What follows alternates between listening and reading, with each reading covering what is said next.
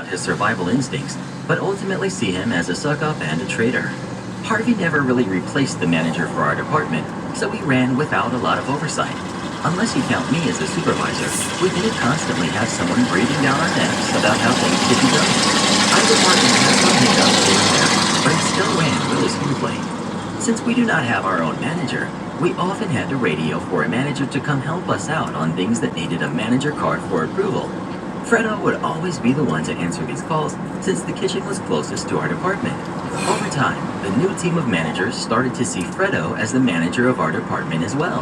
However, the hourly team that worked there still saw me as their supervisor.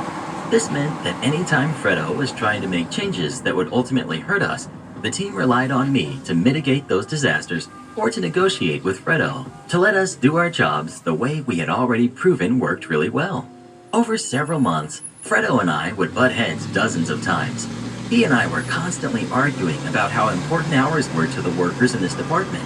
He had it in his head that we should be living off of tips like servers, but since most of our orders were carry-out, they came in through Grubhub, and Grubhub doesn't tip. We didn't have a lot of deliveries in a day, and the tips we got from those deliveries were maybe $10 if we were lucky. But splitting $10 4 ways doesn't add up to a lot. It just showed that Fredo had no clue what he was talking about.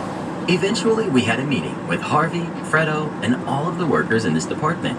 It was marketed as a chance to voice all of our grievances and concerns with the changes they wanted to make with no chance of retaliation.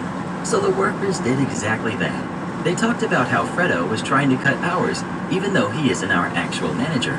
When it was brought up that they were attempting to hire someone to be the manager, the team suggested that I take over, since I had already been supervising them and running things smoothly for the last several months.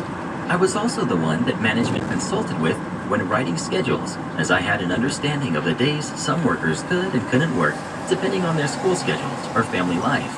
I could see at the moment it was suggested that Harvey and Fredo made the decision on the spot that I had to be gotten rid of. Although they didn't say it, I could see the look they gave each other and instinctively knew that my days at this place were numbered and my job was going to be getting the axe one way or another. They made a bunch of promises to us about not cutting hours. They told us that they would stop sending all but one person home early and only leaving one person to clean everything and close up by themselves, as this wasn't a small department and it was simply too much for one person to do alone while still meeting health and safety standards. They promised that whatever hours we were scheduled for, we would work.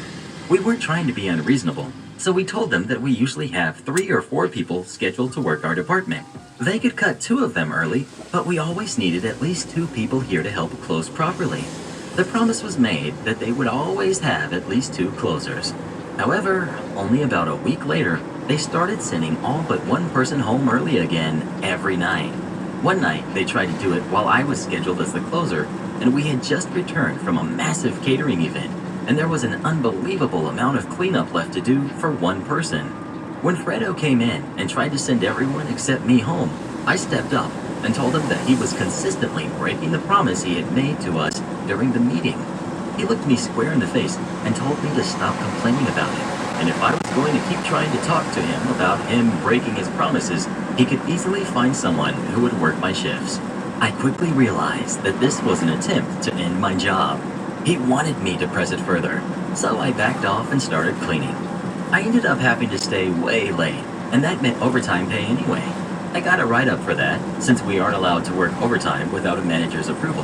When I refused to sign the write-up, pointing out that I had tried to explain to Fredo that I wouldn't be able to clean up all that stuff alone before my scheduled shift ended, I was allowed to leave without signing the write-up, but only because the HR rep that was present at that time wasn't one of Harvey's cronies. Skip ahead to the day I was fired. It's important to note at this point that I always came into work an hour early. Since we lived in Chicago, food was expensive. However, at our job, we were allowed to have as much free soup and bread as we liked. So I would come into work 1 hour early every day so I could have some soup and bread for lunch before my shift. But on this day, when I walked into the kitchen to get myself some soup, one of the line cooks told me that he had a dish that had been canceled after he cooked it, and Fredo had told him to give it to someone. He assured me Fredo had already comped it and that it was free to take for whoever wanted it. It just so happened to be my favorite appetizer, so I happily took the free food. Not long after I got to my